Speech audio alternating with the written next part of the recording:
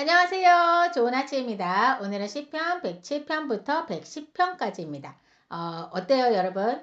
요즘 시편을 흥미롭게 읽고 계신가요? 저는 올해는 그 다른 사람의 일기장을 엿보면서 그의 심정이 어땠을지 함께 공감하고 함께 생각하게 되는 그런 시간이라서 저는 좋더라고요. 올해 시편이 조금 더 다르게 와닿았던 것 같아요. 그 사람의 심정, 사람의 그 마음이 들어가 있잖아요. 그래서 전 좋았던 것 같아요. 자, 오늘 보실 시편 중에 108편부터 110편은 모두 다윗의 시라고 적혀 있거든요. 그런데 107편은 누구의 글인지 적혀 있지 않아요. 그래서 저는 오히려 이 이름 없는 시인이 더 궁금해지더라고요. 이 누군지는 모르지만 이 사람이 도대체 어떤 경험을 했기에 여호와께 감사하라 라는 말로 일기를 시작했을까 하는 생각이 들었습니다. 자, 107편은 이렇게 시작을 하더라고요. 여호와께 감사하라. 그는 선하시며 그의 인자하심이 영원함이로다. 자, 그런데 이 찬양은 아무 이유 없이 나온 것이 아니었습니다. 이 시인은 여러 종류의 사람들을 보여주더라고요. 광야에서 길을 잃고 방황하는 사람, 흑암과 죽음의 그늘에 앉아있는 사람, 예. 자신의 죄 때문에 고통받는 사람, 예? 폭풍 속에서 죽음의 공포를 느끼는 사람, 예? 그런데 이들에게 공통점이 하나 있어요. 그들이 환난 중에 여호와께 부르짖었다는 겁니다. 자, 그리고 하나님은 그들의 부르심을 들으시고 건져내셨죠. 자, 저는 이 부분을 읽으면서 좀 은혜가 좀 되더라고요. 하나님은 어떤 한 종류의 사람만 찾으신 분이 아니시기 때문이거든요. 여러분은 지금 어떤 자리에 계신가요? 혹시 어디로 가야 할지 몰라서 막 광야 같은 시간을 지나고 계시지는 않습니까? 아무도 내 마음을 알아주지 않는 그 흑암 같은 시간을 걷고 계시지는 않습니까? 내가 한 선택과 잘못 때문에 후회하고 무너져서 살아가고 계시지 않습니까? 인생의 거센 폭풍 앞에서 두려움에 떨고 계시지는 않습니까? 예, 저는 그랬었거든요. 하나님은 그 모든 자리에서 부르짖는 사람의 소리를 들으시는 분이십니다. 들으시는 분 맞습니다, 여러분. 그래서 시인은 계속 반복해서 말하고 있는 거예요. 여호와의 인자신가 인생에게 행하신 기적으로 말미암아 그를 찬송할지로다. 야, 예, 맞습니다, 맞습니다. 이 사람은요, 고난이 없는 인생을 살았기 때문에 하나님을 찬양한 게 아니었어요. 오히려 고난 속에서 하나님의 손길을 경험했기 때문에 찬양하고 있었습니다. 저는 이 말씀을 읽으면서 그런 생각이 들더라고요. 솔직히 우리는 고난 자체를 감사하기는 좀 어렵죠. 어렵죠. 너무 힘드니까 어렵죠. 하지만 참 사람이 간사한 것 같아요. 지나고 보면 그 고난 때문에 하나님을 찾게 되었고 하나님을 더 의지하게 되었던 그 순간들이 있었던 걸 깨닫게 되잖아요. 그렇죠, 여러분? 예? 자, 만약 그 일이 없었다면 저는 여전히 제 힘만 믿고 살았을지도 몰라요. 예? 여러분, 하나님을 기억하고 하나님을 찾는 게 진짜 복이라는 거 알고 계시죠? 진짜 복이에요, 그게. 우리한테 막 로또가 되고 막 승진하고 이게 정말 막 복으로 느껴지실지 모르겠지만 진짜 백이 복은요. 하나님을 기억하고 하나님을 찾는 게 진짜 복이라고 저는 정말 생각하거든요. 그래서 시편 107편은요. 우리에게 고난이 없을 것이다 라고 약속하는 시가 아니에요. 오히려 광야에서도 감옥 같은 어둠 속에서도 죄로 무너진 그 자리에서도 인생의 거센 폭풍 속에서도 하나님께 부르짖는 사람을 하나님은 외면하지 않으신다는 걸 보여주고 있는 시인 것 같아요. 그것이 이 이름 없는 시인이 자신의 일기 첫 줄에 여호와께 감사하라 라고 적을 수 있었던 이유가 아니었을까라는 생각이 들었습니다. 정말 진짜 감사하라. 이거 진짜 감사해야 되는 거죠. 자, 108편부터 110편까지는 모두 다윗의 시라고 적혀 있습니다. 저는 이 말씀을 읽으면서 다시 한번 그 다윗의 인생을 생각하게 됐거든요.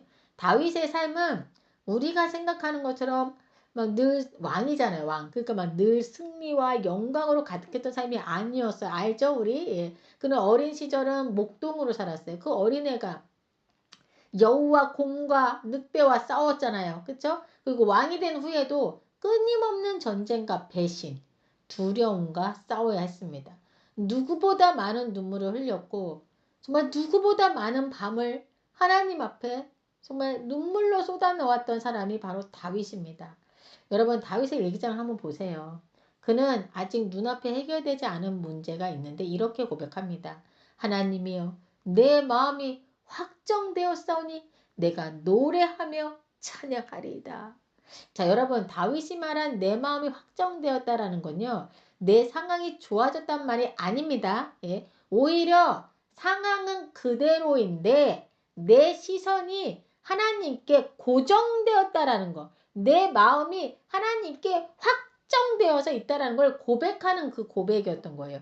우리도 살다 보면 상황은 하나도 변하지 않았는데 마음이 막 무너질 때가 있잖아요. 그쵸? 그럴 때 필요한 것은 상황이 먼저 바뀌는 게 아니라 내가 다시 하나님을 바라보는 것인지도 모르겠다. 그러면 인생이 바뀔 수 있겠다. 예, 이런 생각이 들었어요. 그래서 저는 다윗의 고백이 대단하다고 느껴졌던 것 같아요. 근데 사실 여러분 우리가 살아봐서 알지만 그 뭐죠? 그 어떤 차이가 지금 내가 막 너무 고통의 시간을 가지고 있어요. 근데 그 고통의 시간에서 벗어나는 게 정말 큰 변화가 있어서가 아니라 내 생각의 차이 하나, 내가 마음을 달리 먹었을 때 그 차이 하나로 세상이 바뀌는 거 아시죠? 여러분 무슨 말인지 아시죠? 이런 거 같아요. 예? 어떻게 전쟁을 앞둔 사람이 아직 해결된 것이 아무것도 없는 사람이 먼저 찬양을 할 수 있었을까? 예? 아마도 다윗은 자신의 눈앞에 있는 적보다 지금까지 자신을 인도하셨던 그 하나님을 더 크게 바라보았기 때문일 거라는 생각이 들더라고요. 어쩌면 다윗은 그날 자신의 일기장에 이렇게 적고 있지 않았을까? 하나님, 전쟁은 아직 끝나지 않았습니다. 여전히 두려움은 제 앞에 있습니다. 하지만 제 마음은 하나님께 두겠습니다. 눈앞의 상황보다 하나님의 약속을 더 믿으며 나아가겠습니다. 라고 적지 않았을까라는 생각이 들더라고요. 자, 그런데 109편으로 넘어가면요. 이게 뭡니까? 완전히 이상한 분위기예요. 여러분 읽어보세요. 깜짝 놀라실 겁니다. 저도 놀랬거든요. 자, 어떻게 하나님의 마음에 합한 사람이라고 불렸던 우리 다윗이 이런 강한 저주의 말들을 하나님 앞에 쏟아놓을 수 있었을까 하는 생각이 들었어요. 다윗은 자신을 미워하는 원수들을 향해서 뭐라고 얘기하냐면 그의 자녀는 고아가 되게 하시며 그의 아내는 과부가 되게 하여 주옵소서. 이렇게 막 강한 표현까지 사용했어요. 이뿐만이 아니에요. 그의 자녀들은 유리하며 구걸하고 그들의 황폐한 집을 떠나 빌어먹게 하소서. 여러분, 예? 빌어먹게 하소서. 충격적이지 않습니까? 솔직히 이 말씀을 처음 읽으면서 와 하나님의 사람인 다윗이 어떻게 이런 기도를 할 수 있을까라는 생각이 들었어요. 자 그런데 한편으로는 또 위로가 되더라고요. 왜냐하면 하나님은 다윗의 예쁘고 거룩한 말만 들으신 게 아니었던 거죠. 예? 억울함, 분노, 상처도 또 숨기지 않고 다 가지고 나오게 하셨던 거죠. 예? 물론 이것이 우리가 사람을 미워하고 저주하라는 말은 아닙니다. 여러분 착각하시면 안 돼요. 자, 오히려 다윗은 자기 손으로 복수하지 않고 예? 그 심판을 그리고 그 분노와 그런 것들을 억울함을 사람들한테 막 풀고 떠들고 다닌 게 아니라 그 모든 심판을 하나님께 맡긴 거예요. 어쩌면 다윗은 사람 앞에서 분노를 터뜨리는 대신 하나님 앞에서 울고 있었는지도 모르는 거죠. 네. 자, 사실 우리도 살면서 너무 억울하고 분해서 막 차마 입 밖으로 꺼내기 어려운 마음이 생길 때가 있잖아요. 있죠, 여러분. 네, 그때 하나님 앞에서는 하나님 괜찮습니다. 저는 다 괜찮습니다. 라고 거짓말할 필요가 없다라는 거예요. 예? 하나님은 우리의 가장 어두운 감정까지도 들으시는 분이시라는 거죠. 자, 이제 마지막 110편은 분위기가 다시 바뀝니다. 자, 이 시는 다윗이 자신의 인생을 넘어 앞으로 오실 참된 왕을 바라보는 그런 놀라운 시거든요. 이런 거 보면 다윗을 통해서 우리가 예수님을 계속 비춰줬던 거 아시죠? 저는 정말 성령님께서 임재하셔서 다윗에게 이런 것들을 쓰게 하시고 보게 하시고 하신 게 아닐까라는 생각이 들었거든요. 여호와께서 내 주에게 말씀하시기를 이라는 구절로 시작을 하는데요. 훗날 이 말씀은 예수님을 가리키는 예언의 말씀으로도 인용이 됩니다. 자, 다윗은 이 땅의 왕이었지만 자신보다 더 크신 왕이 오실 것을 바라보고 있었던 거거든요. 결국 108편부터 110편까지의 다윗의 일기에는 이런 흐름이 담겨 있어요. 전쟁이 있어도 찬양했습니다. 사람에게 상처받아도 하나님께 나아갔어요. 그리고 자신의 한계를 넘어 영원한 왕을 바라보았습니다. 예, 그런 다윗의 그 마음이 여기에 다 적혀 있는 거죠.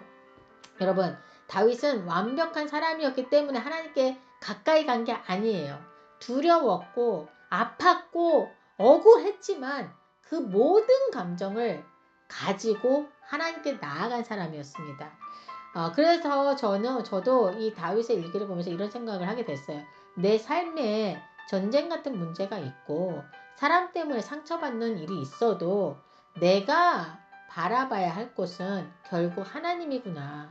오늘 우리도 다윗처럼 우리의 현실보다 크신 하나님을 바라보는 하루가 되길 소망합니다. 네? 그리고 하나님 앞에서는 좋은 감정만 드리는 사람이 아니라 있는 모습 그대로 나아가는, 예, 저와 여러분이 됐으면 좋겠어요. 우리의 그 억울한 감정, 슬픈 감정, 힘든 감정을 사람들한테 마구막 쏟아내지 마시고요, 여러분. 하나님 앞에서 다 쏟아내세요. 저놈을 죽이고 싶어요!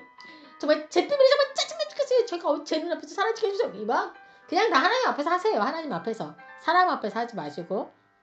그게 유익합니다. 예. 자, 이 시간 함께 기도하겠습니다.